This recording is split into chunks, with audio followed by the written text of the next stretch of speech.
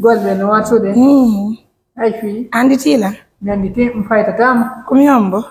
Na ni kamari mature. Jam. Jam yimɓe waɓe no jam. No hayfi. Mi fara no ardugo le nene hikka. Kono me ye nene ni wokabe be anta e piji dimbe arali. Kono be jam nan. Ango e jam. Aw kono mi hebude ko mi nyama. Si be ko ila mi nyama ya mi hara. Mi lota no hore ya. Awa yo to gol hore ma. Alhamdulillah. Sa se ko to sopanando. Ko woni to heka sen haldi hunde mi humpete famille on ton. Gonga ma. Humpete be to moƴƴa. Ok, famille on ne. Be jam. Ande ay modi sa inni. Mi wayri ton. Gonga ni kono ça va aller. Hay financial de ay de balle ton. Dele se ngani dargo sundu jango me foto nyappugo. Jango si me nyappi me ngani me plafoni e me wadde peinture me wala ko jiko men arante yandaro ya sudu non tala ja. Modi hara yalla jaram. Yalla woni ay be ma be firtasi ko kata. Allah ko ami. Modi ala wotigi weltike. Ene ande yidata. Na? Ene yanugol. Yidata. Awa.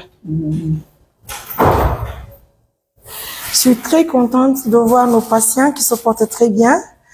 Et j'avoue que c'est pas un boulot qui est facile, hein. Si on se rappelait de comment Kotoba le vivait à Mamou, aujourd'hui la situation est totalement différente. Il faut reconnaître que le jour que je l'ai retrouvé dans les rues aussi de Mamou, ben oui, j'étais avec sa maman. Aujourd'hui, alhamdoulilah, à travers le soutien de nos partenaires, nous construisons une très grande maison pour la famille, hein. Dieu merci. Allez, on va marquer la pause. Mi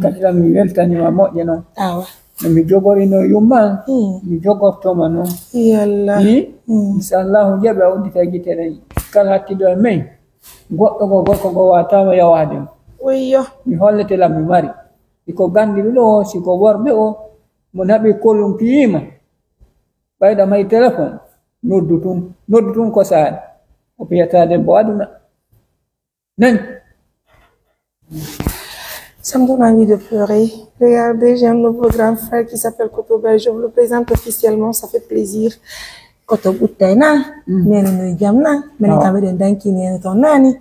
Unde bada nene na. Merci à tout le monde. Ko bonata min otigi wela kaga bana mi fin. Mi mona kika.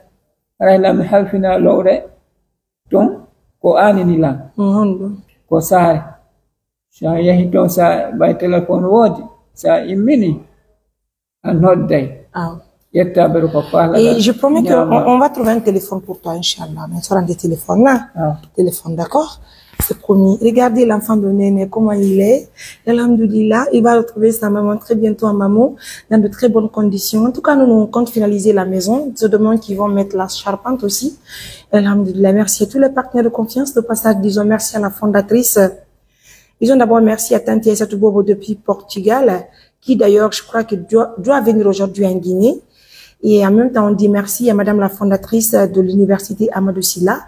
Merci à toutes ces bonnes personnes qui nous suivent de près ou de loin. Merci également à la direction de l'hôpital de Donkan, notamment à tous les médecins des différents services de cet hôpital. Franchement, chapeau à vous. Merci pour tout ce que vous apportez comme soutien à toutes ces personnes vulnérables. Qu'Allah vous récompense par le bien. Quant à nous, membres de l'ONG, on dit merci à tous nos partenaires de confiance. Et je vous laisse. C'est votre Mariam Touré. Invité pour les intimes. Au revoir, mes amours.